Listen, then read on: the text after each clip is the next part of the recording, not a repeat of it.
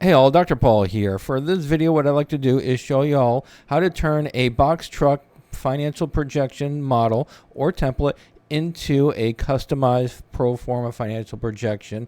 And for this video, what I'm going to do is focus on revenues, specifically daily miles driven, price per mile, and more. All right, let's jump into it. For this video, I'm going to be customizing a financial model that can be purchased on my website. And again, just a little bit about me, Dr. Paul Borosky, owner of Quality Business Plan. I am a business consultant, business plan writer, as well as a published author and adjunct professor for the last umpteenth million years in both business and finance. All right, let's go ahead and jump right into it.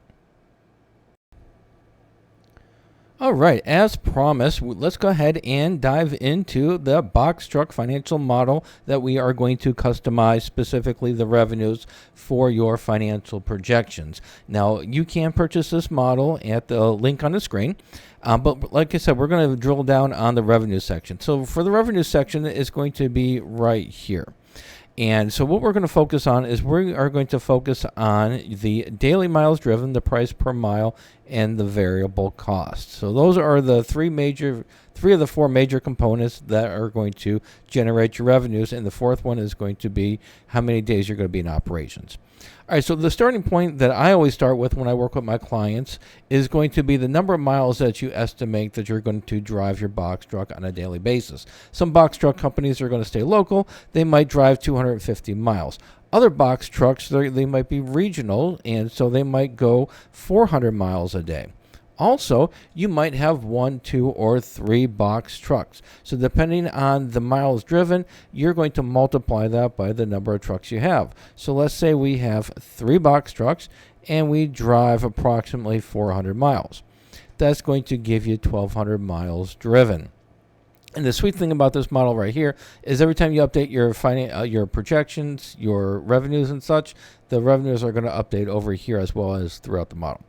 All right, so we're going to go ahead and just for argument's sake, we're going to pull this back down to we're working with 1 box truck on a local basis, about 350 miles. The next thing we're going to take a look at is going to be your variable costs. Now, a lot of people, what they'll do is they will sometimes do what's called double dipping. They're going to include cost in the variable cost as well as their fixed cost. They're going to overlap it in their fixed cost. So you got to be real careful with that. And the fixed cost on the model is going to be right here, and I'll cover that in a later video. All right, so your variable costs often contained for a box truck company is going to be your fuel. So you want to go ahead and figure out what your fuel is per mile. Also your maintenance, and then if you are going to pay your driver per mile. So if you're going to include, you definitely want to include your maintenance, and you want to include your fuel as a variable cost and as a percentage. And then if you're going to pay your driver per mile, you want to put that in there. All right, and then finally, and so typically for a variable cost for a box truck, you're going to be running between 35 to 45% variable cost for the fuel and maintenance. And if you're going to include your driver, then that's going to bump it up to probably closer to 50 to 55% variable cost. And then finally, it's going to be the price per mile. Now, some box truck companies, what they're going to do is they're going to charge per load.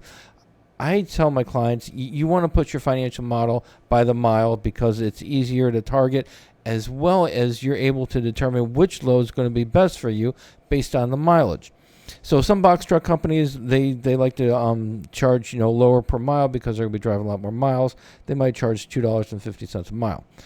And some other box truck companies that are going to be local, they might charge a little bit more, maybe $3.50 a mile.